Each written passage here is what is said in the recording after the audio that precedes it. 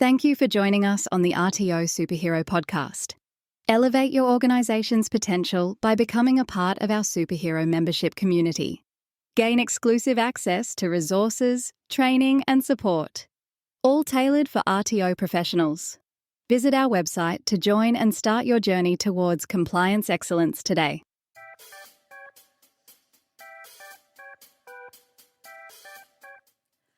Welcome to the RTO Superhero Podcast, where compliance becomes collective action.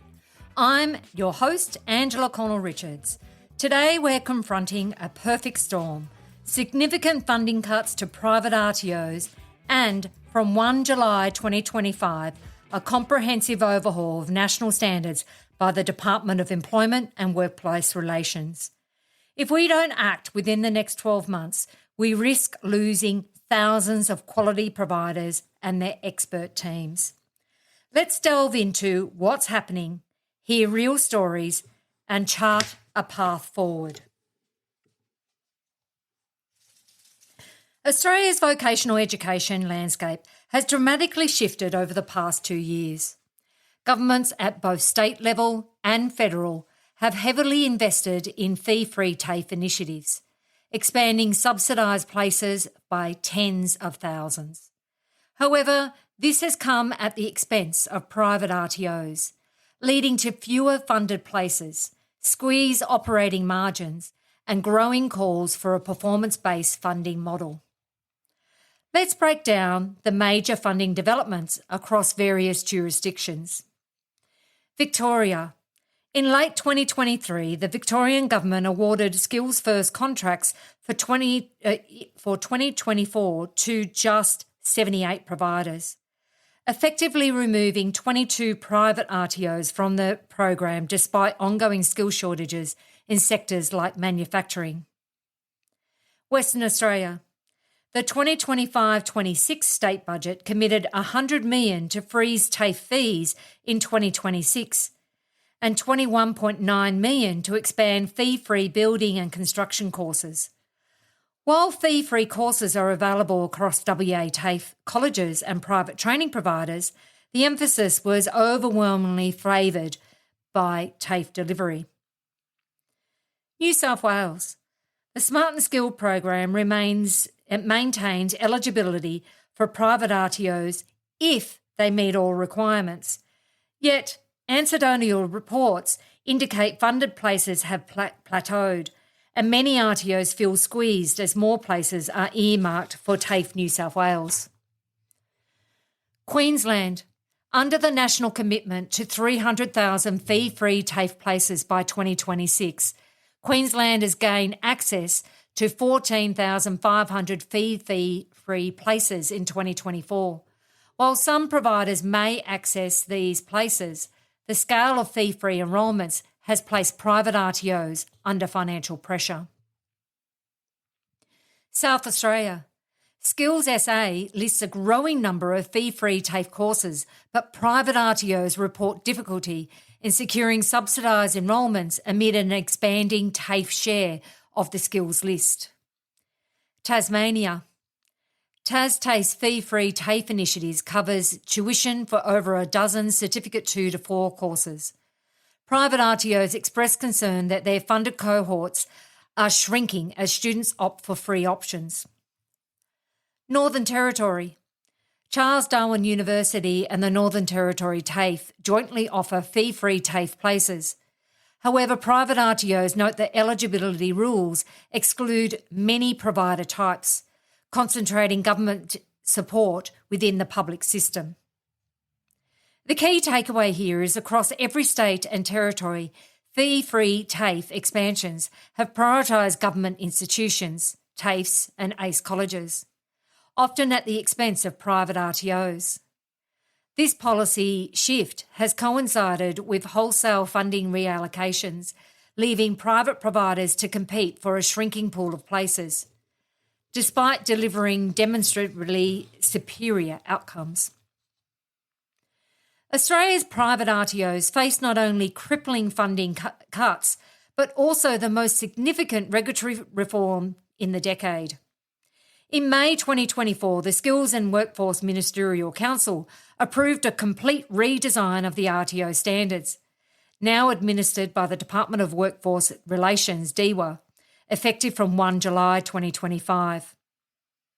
Let's have a look at a timeline and sector consultation.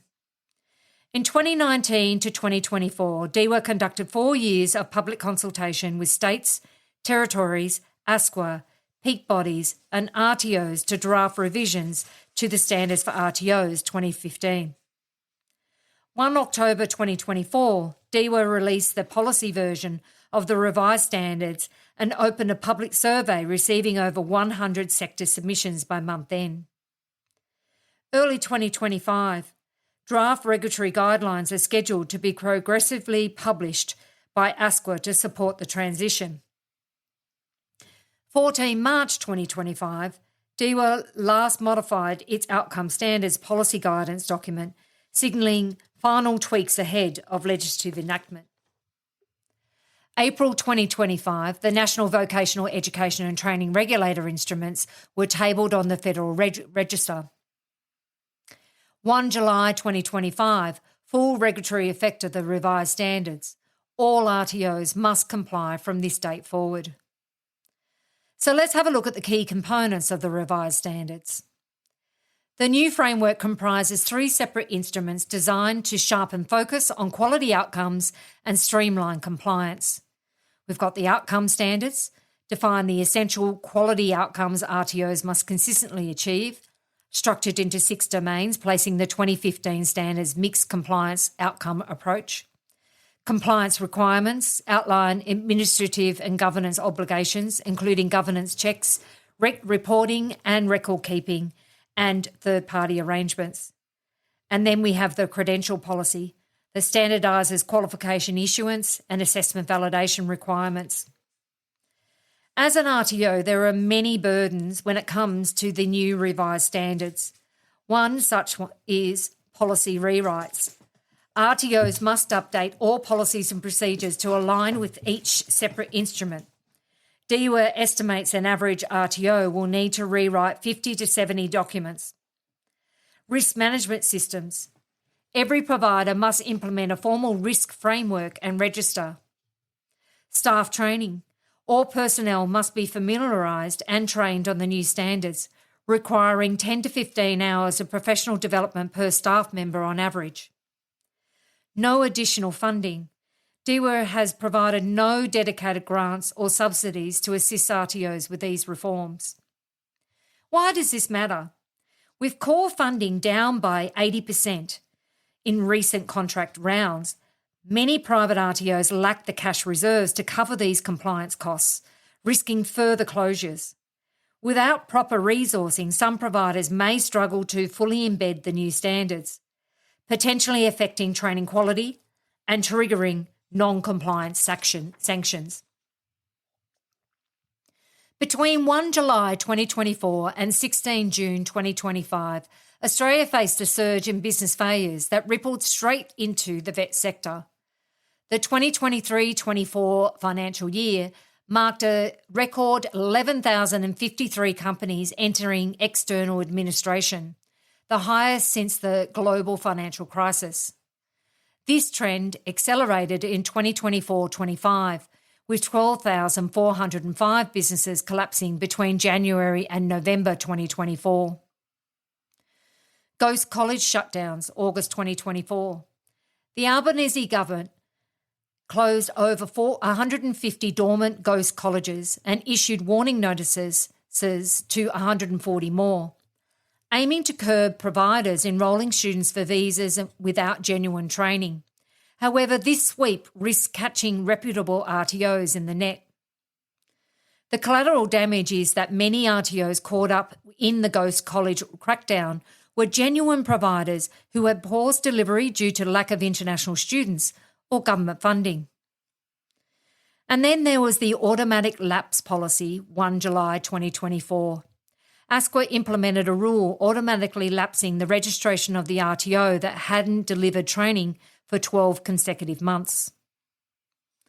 Now, let's have a look at some real stories of some of our clients.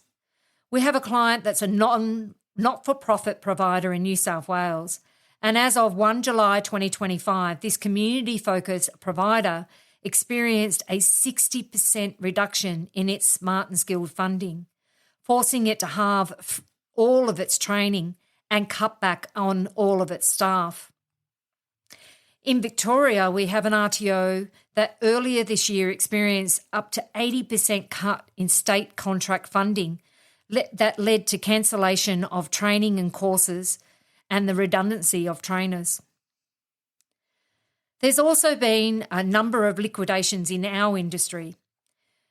One such is EduWorks, which is an RTO consulting organisation that's been around for around 16 years. And the liquidator was appointed on the 17th of March 2025. This is partially due to RTOs not being able to pay their bills, not having sufficient funds to be able to cover all of the compliance risks that they need to cover, which has forced a well-known consulting organisation going into liquidation and all of their staff being made redundant. There's also been examples of books and stationery companies. There was one in Brisbane, a supplier that entered into voluntary liquidation on the 18th of March 2024, owing over $5 million to creditors. Another such is a venue where they hold training venues.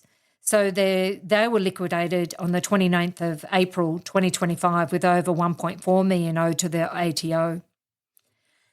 These frontline accounts show that beyond the statistics, real organisations and livelihoods are unravelling. In the next section, we'll examine the superior outcomes private RTOs deliver and why shifting to a performance-based funding model is critical to preserving choice, quality and jobs in Australia's vet sector.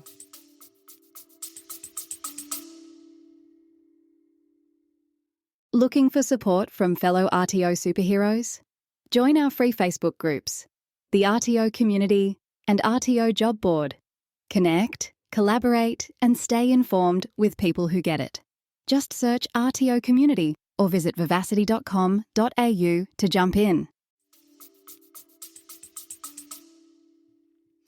Despite navigating severe funding cuts and looming compliance reforms, private RTOs continue to deliver superior student and employer outcomes across multiple metrics: completion rates, graduate employment, employer satisfaction, and cost effectiveness.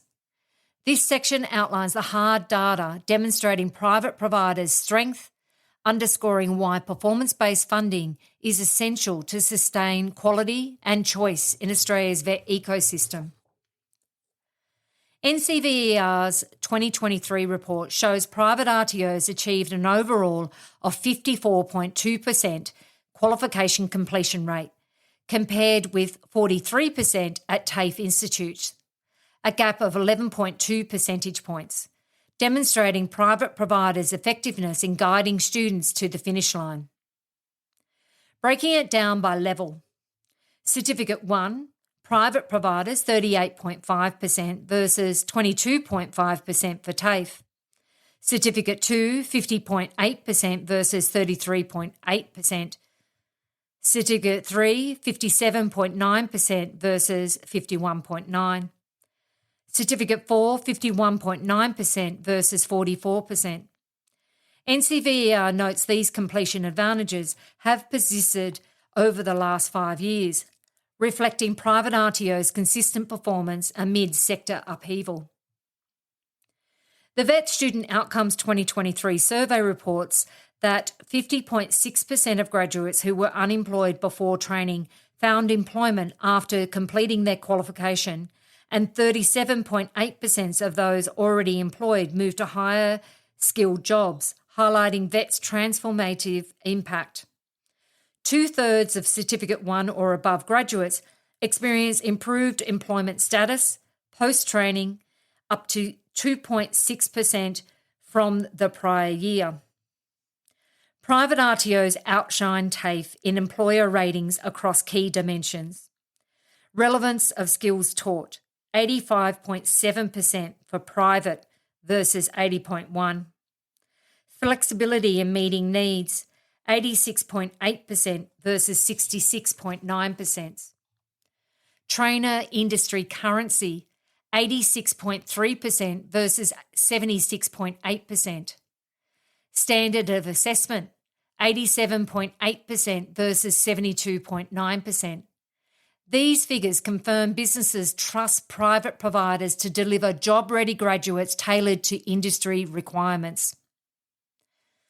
According to the 2023 National Student Outcome Survey, 90% of private RTO graduates express satisfaction with their training, compared to 85% at TAFE, reflecting stronger engagement and support in private settings.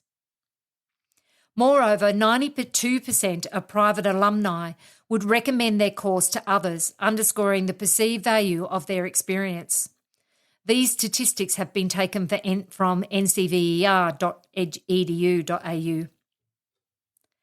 Industry body ITECA highlights that private RTOs deliver equivalent outcomes at a fraction of the cost. $1 of a taxpayer funding in private RTOs generates the same training outcomes that would cost $3.73 in TAFE, demonstrating efficient use of public dollars without sacrificing quality. A recent NCVER study reports 94.5% of trade apprentices were employed 6 months post-completion in 2023, outpacing the 88.9% employment rate for university graduates and showcasing VET's direct link to work-ready outcomes. Professions such as electrotechnology boast starting rate wages at $82,900, nearly on par with commencing doctors, further affirming VET's market relevance. VET enrolments exceeded 1.26 million in 2023, a 5% increase from 2022, with TAFE enrolments rising by 8.3% thanks to fee-free initiatives. Yet private RTOs remain crucial in servicing niche and regional demands, maintaining program diversity, critical for skills gaps. NCVER's Employer Views report confirms a sustained high level of engagement, with 84% of employers using accredited training and reporting satisfaction across both private and public providers. This data underlines that private RTOs not only match public providers in scale, but exceed them in quality and efficiency, strengths that funding models must reward rather than penalise. Here's the critical juncture. The 2026 funding allocations are being finalised right now. If private RTOs don't secure performance-based and transparent funding in this round, we will see the steepest wave of closures ever recorded. Entire programs, hospitality, aged care, health support, IT, trades could vanish. Trainers will be laid off. Classrooms will be closed. Students will have nowhere to go, in particular in regional areas. And let's be clear, this is political, not technical. We know how to run compliance. We know how to measure outcomes. We have evidence, NCVER data, ASQA audits, employer surveys, student feedback, that private RTOs deliver. The question is, will our decision makers listen? Remember, compliance doesn't have to be a burden. It can be your superpower, but only if we use it as a foundation for collective action. Right now, private RTOs are facing more than just funding cuts. We're facing the possible dismantling of the most agile, high-performing part of Australia's vocational education system. We know the value we bring. We know our data backs us. The only question left is, will we raise our voices before it's too late? Australia's private RTO sector survives on real collective voices. Mere LinkedIn posts won't move the needle. To secure performance-based, transparent funding and preserve vocational choice, we must transform slackativism into practical action. I'm going to give you some essential steps, backed by evidence on what makes petitions and grassroots mobilisation effective. Social media likes and shares feel empowering, but without concrete follow-through, they amount to slacktivism, low-effort activism that rarely produces policy change. Research shows that e-petitions combined with direct pressure on decision makers significantly increase the likelihood of a response. Signatures alone isn't enough unless accompanied by calls, emails and meetings. Thousands of successful Australian campaigns, from saving public parks to wiping out HECS debt, began with petitions that surpassed critical signature thresholds. Nearly 300,000 signatures led to the HECS reform. Add your name now. Go to change.org/save_private_RTOs. Encourage supporters to email, call or meet their local MP. Decision makers rank direct consistent contact. Emails 32.7%, phone 19.2% and in-person 23.1% as more persuasive than social media tagging 11.25%. Provide pre-written templates and scripts to make their outreach simple and effective. Petitions that include authentic narratives of impact resonate more deeply. Describe your RTO's funding cut, staff layoffs, or student delays. These first-hand accounts compel MPs to act and act now. Host a local RTO day of action, virtual town halls or small group meetings with MPs. Collective events demonstrate community strength far beyond isolated social posts. And watch this space. We have a lot coming forward. Evidence for sector-wide mobilisation. Petition victories. Change.org Australia reports 3,256 victories since 2011, with 906 formal responses from decision makers showing that organised petitions can reshape when combined with follow-up actions. Your next steps. Sign and share. Put your name on our petition. The links are in the show notes, or go to change.org/save_private_RTOs and ask 5 colleagues to do the same. Forward the email template that I've provided in the show notes to your local MP and follow up within a week. Post your story in our Facebook group and tag 3 peers, then post a short video calling on your network to take the petition further. Stand up now, not just with social media posts, but with clear, measurable actions. When 3,000 plus sector voices unite, we will transform policy, secure fair funding, and ensure private RTOs continue to deliver the quality training Australia needs. Sign the petition. Go to change.org/save_private_RTOs. Share your story on Facebook and LinkedIn. Contact your local MP. Thank you for joining me on this urgent, essential episode of the RTO Superhero Podcast. The next 12 months will define the future of private vocational training in Australia. If you believe in choice, quality and innovation, sign, share and contact. Let's turn compliance into collective action and ensure our sector not only survives but thrives for generations to come. I'm Angela Connell-Richards, CEO and founder of Vivacity Coaching and Consulting. Stay compliant, stay empowered, and I'll see you next time. Thank you for listening to the RTO Superhero Podcast. Ready to transform your compliance process? Discover Comply Hub, Vivacity's AI-powered compliance management system, designed to streamline your operations and give you peace of mind. Visit our website to learn more and schedule your demo today.